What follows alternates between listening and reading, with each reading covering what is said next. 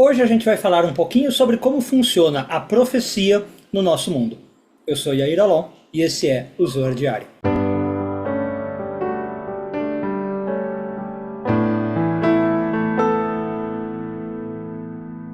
Pessoal, antes de começar o vídeo de hoje, queria agradecer porque eu tô naquela meta lá que vocês estão seguindo de chegar em 50 mil inscritos e já estamos com 48.100 e pouquinho, 48.132.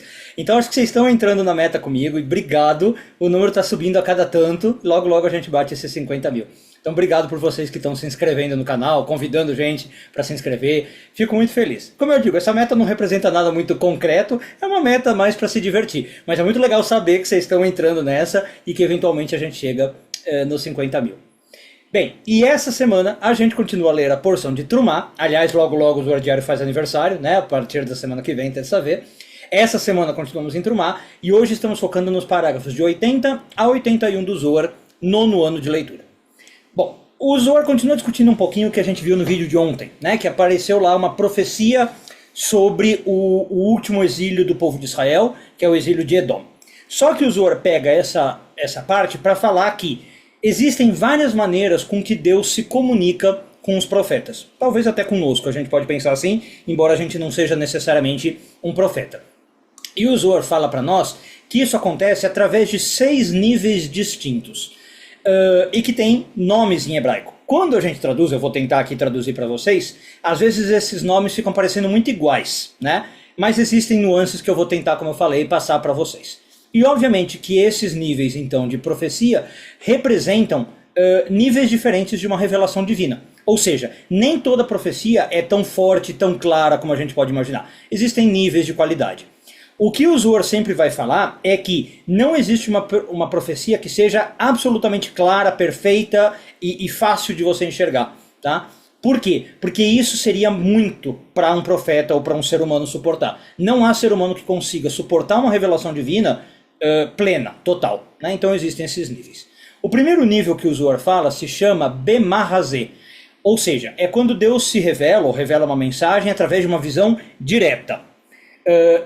Lembrando que eu acabei de falar, é uma visão direta pero no mucho, né? Não é exatamente direta.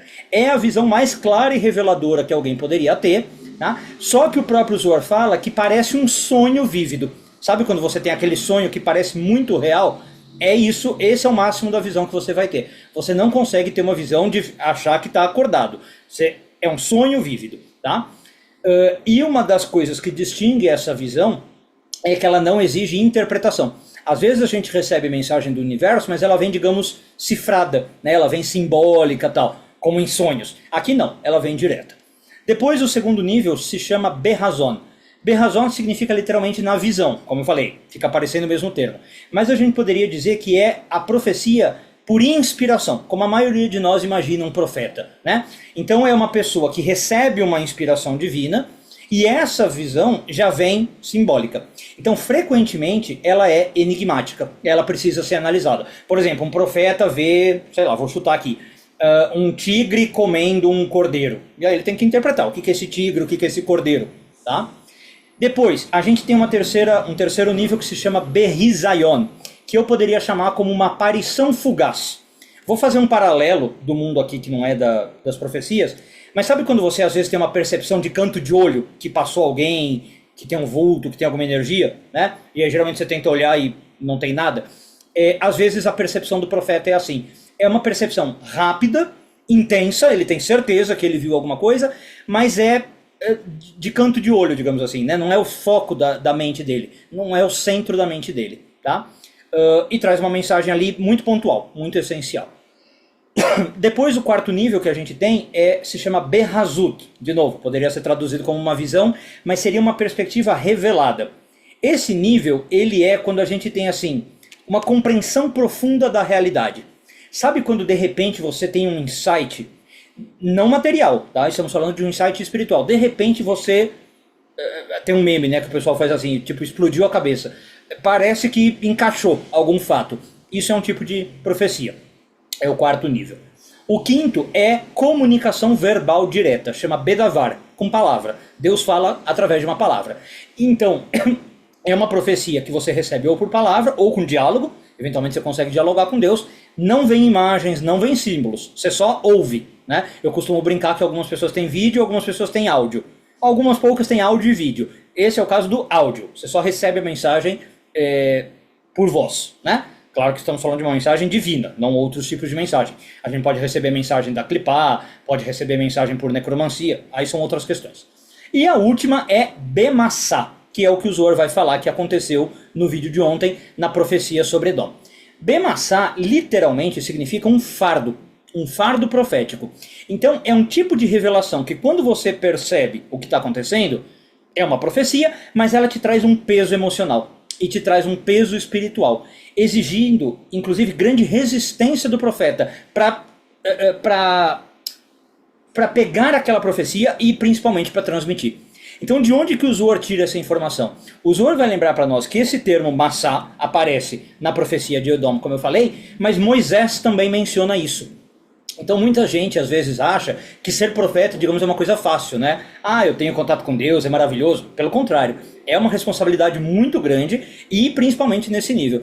Então tem um trecho do Moisés, deixa eu ver se eu lembro aqui a passagem, Números 11:11, se não me engano, tá? Que o Moisés fala o seguinte, mais ou menos, por que você está me dando esse peso? Por que você está me dando essa responsabilidade? Falando com Deus, né? E os comentaristas dizem que ele está falando desse fato, dele ser um profeta, dele ser um líder que tem que ficar passando mensagens para o povo de Israel, e não é uma coisa fácil de se fazer. Moisés sofre pessoalmente com cada profecia que ele recebe.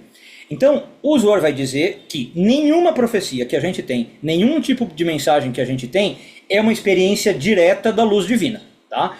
Essa luz não vem pura, digamos. Porque, como a gente falou, você não tem como aguentar. O Zohar diz que é como se você estivesse vendo um reflexo num vidro embaçado, ou num espelho embaçado. Sabe aquele espelho que às vezes já está velho e com partezinhas dele descascando? Ou embaçado mesmo, porque você tomou banho? É assim que você vê uma profecia. Tá? Se o profeta conseguisse receber essa mensagem diretamente, ele não ia aguentar fisicamente. Ele seria aniquilado. Ele poderia continuar existindo como alma, mas não no mundo físico. Então, o significado de tudo isso, por que o Zohar faz essa tipologia das profecias? Claro, porque por um nível, como a gente falou, às vezes a gente recebe também algum tipo de mensagem. Se você perguntar para cabalistas como Avraham Abulafia, ele vai dizer que todos nós temos um pouco de profecia em nós, ou muito de profecia. Mas, para além da profecia, né, não sei se a gente tem tanto assim, a questão é que a busca por uma verdade espiritual, você perceber um conceito espiritual, entender alguma coisa do mundo, nem sempre é um caminho de êxtase, nem sempre é um caminho de visão gloriosa, de coisa maravilhosa. O que o Zohar está mostrando para nós é que muitas vezes esse caminho é árduo, esse caminho é de um peso, tanto para você conseguir entender o que está sendo dado, tá? Você tem que decifrar, como a própria mensagem pode ser um peso, né? Então muitas vezes você ter essa sensibilidade de receber mensagens e tal, é um processo de como carregar um fardo. Você está carregando luz na escuridão.